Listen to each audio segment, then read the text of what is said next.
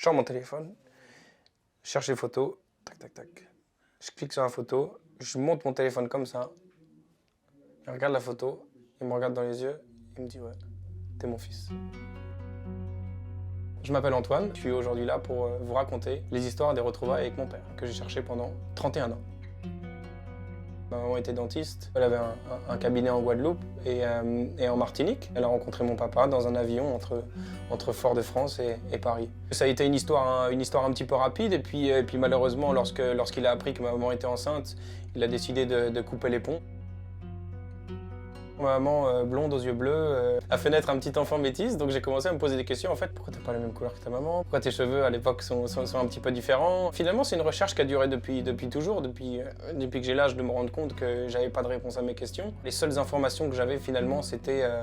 j'avais un nom, un prénom qui était très commun aux Antilles, et une ville approximative d'origine, et c'est tout ce que je savais, et je savais juste qu'il était martiniquais. J'ai passé 30 ans à essayer de créer cet avatar ou cette image un peu virtuelle.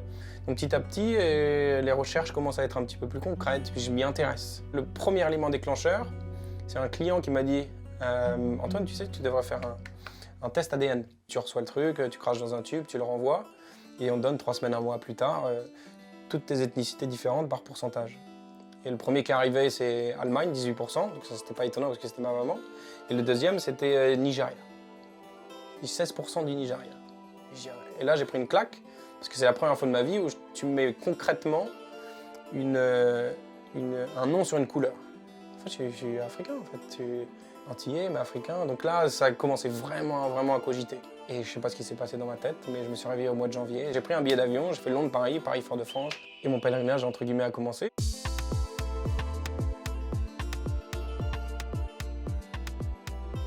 2-3 jours après mon arrivée, je vais à Fort-de-France et je m'arrête à un stand. Pourquoi celui-là, j'en ai aucune idée. Et je raconte mon histoire à la dame. Elle dit bon, malheureusement, faut pas t'aider, mais si tu veux, on a un groupe de randonnée le dimanche. Tu peux te joindre à nous, je te rajoute sur le groupe et puis j'enverrai les infos un petit peu plus tard. J'ai hésité parce que c'était loin, il y avait rendez-vous à 7 h du matin, etc.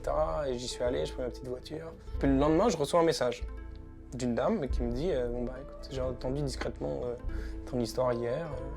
Je veux pas trop te déranger, mais je pense que je peux t'aider. Je dis, ah bon, comment? Eh bien, je connais quelqu'un à RCI Martinique, qui est la plus grosse radio de l'île. Si tu veux, je transmets tes coordonnées. La dame de la radio m'appelle, elle me dit, est-ce que vous voulez passer par le studio demain pour faire une interview? Je dis, une interview, là, ça commence à être réel, tu vois. Donc j'y vais, évidemment, et puis je fais l'interview, on a discuté pendant 10-15 minutes, machin. Et fin de l'interview, elle me dit, bon ben, je vais laisser tes coordonnées à la fin. Je vais te laisser ton Facebook, ton Instagram, ton numéro. Et l'interview, on va la lancer demain matin, à partir de 6 h du matin, toutes les heures. Bam, bam.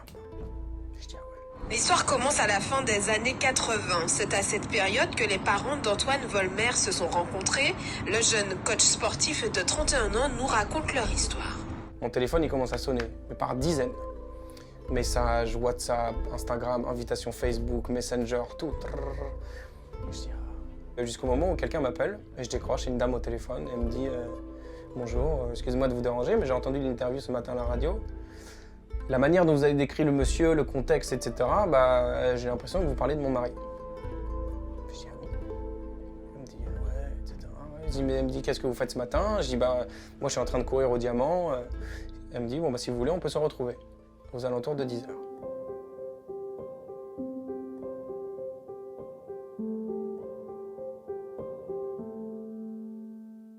Je conduis dans ce sens-là, et puis il y a le parking où les voitures sont garées en épi face à la route. Et je reconnais la dame parce que je l'avais au téléphone. C'est quand tu as 2 personnes qui sont debout à côté de la voiture en train de chercher, tu peux pas te tromper. Là, je garde la voiture, ils sortent de la voiture, je sors de la voiture. Mais je commence à me sentir un petit peu bizarre. Et là, je raconte l'histoire au monsieur. Et il me coupe et il me dit mais je me rappelle de cette histoire. Ta maman, là, était petite, blonde, aux yeux bleus, etc. Je dis ouais, c'est ça. Et je dis, attendez.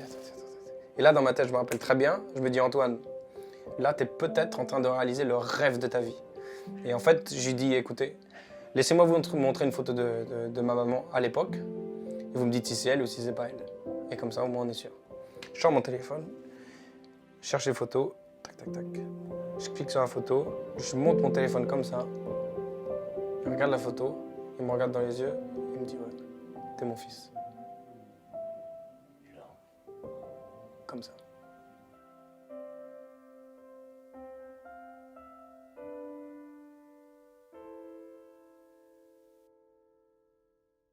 Pour moi, c'est complètement irréel. En 1 heure de temps, t'as fait une interview et la personne elle est devant toi, comme ça, paf. La personne que t'as imaginée, la personne que t'as décrit, la personne dont t'as rêvé, elle est là devant toi et tu dis ah. C'est comme si j'avais réussi à grandir dans la vie avec une seule jambe et là, d'un coup, tu m'as donné une nouvelle jambe. Là, le puzzle est complété, il n'y a rien qui peut m'arrêter. La première personne que j'appelle, évidemment, c'est ma maman. Je dis maman, tu ne sauras jamais ce qui s'est passé, je viens de le retrouver. Elle me dit c'est pas possible. Elle me dit t'as fait l'interview ce matin là. Et je dis ouais, ça s'est passé en 2 heures. Elle me dit t'es sûr? Je dis je suis sûr et certain. Je fondu en larmes, je suis super sensible, donc ça a été un truc, elle a aussi pleuré. Elle me dit profite vraiment de ce moment, tu m'appelleras ce soir quand tu rentreras. Et du coup là, il me dit on va chez ma sœur. Et je dis bon, donc si c'est ta sœur, c'est donc ma tante. Et il me dit ouais c'est ça. Donc là, une autre partie du puzzle. Donc j'arrive chez ma tante, et je te présente ma fille, et je dis si t'es la fille de ma tante, t'es donc ma cousine. Et là ils me disent bon bah assis-toi, je dis ouais. Il dit bon, tout à l'heure tu nous as dit que t'étais fils unique, non? Et je dis ouais. Il me dit c'est fini. J'ai commencé. Il me dit t'as 6 frères et sœurs. Paf. Cours de coco. Voilà. On va dire comment ça se passe. Dis-moi d'appareil un peu, s'il vous plaît. Les gens ont commencé à dire vous avez le même rire. Je dis ah oui. Vous avez le même crâne. Je dis ah oui. Ah ouais, c'est vrai ça. On avait fait une fête chez lui parce que c'était l'anniversaire de ma cousine. On danse pareil.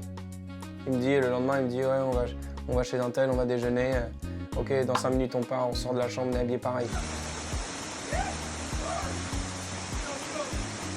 La relation, elle est fusionnelle. Mais même ça, si tu me l'avais écrit, là, il y a 5-10 ans en avant, que non seulement tu allais le retrouver, déjà, je t'aurais pas cru, et que deuxièmement, vous allez avoir une relation tellement fusionnelle, je t'aurais encore moins cru. On s'est au téléphone tout le temps, ma tante, mes oncles, etc. Mes frères et sœurs. Il y a 1 an, on ne se connaissait pas. Maintenant, on va à la salle de sport ensemble, on est frères et sœurs, tout, on rigole, on écoute du zouk dans la voiture.